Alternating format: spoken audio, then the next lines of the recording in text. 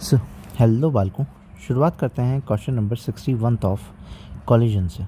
तो question number 61 of collision जो है वो हमें क्या कह रहा है?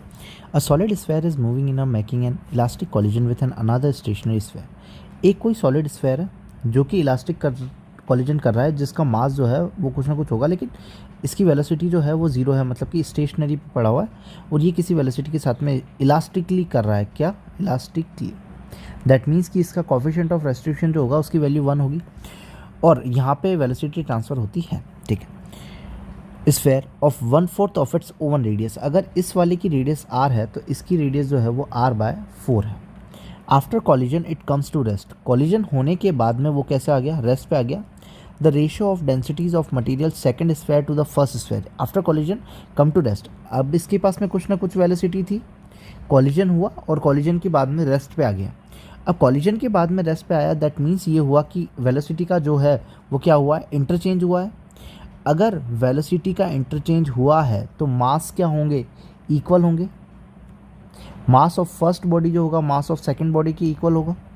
अगर और इलास्टिक कॉलिजन होना चाहिए, जस्ट पीछे वाले 2-3 क्वेश्चन यही कर रहे हैं अपन।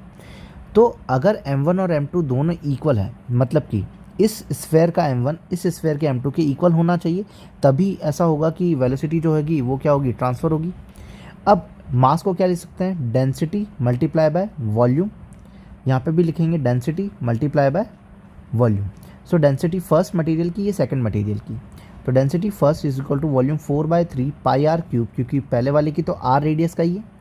Now density 2 4/3 pi r cube by 64 हो जाएगा, क्योंकि 4 का 3 टाइम्स जो हो जाएगा वो 64 हो जाएगा।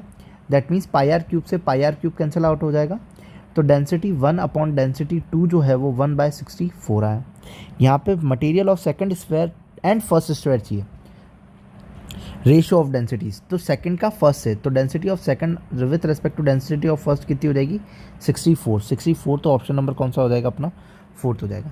एक्चुअली इसमें वेलोसिटी ट्रांसफ़र का दिया हुआ है और इलास्टिक कॉलिजन बोला हुआ है। अब इलास्टिक कॉलिजन है, दैट मीन्स कि हमारा जो मास होगा वो दोनों का क्या होना चाहिए? सेम होना चाहिए। तो हमने दोनों का मास सेम पुट करा, उससे डेंसिटी और वॉल्यूम के रेशियो से अपन डेंसिटी का रेशियो लेकर के आ गए। If you like then subscribe. Thank you.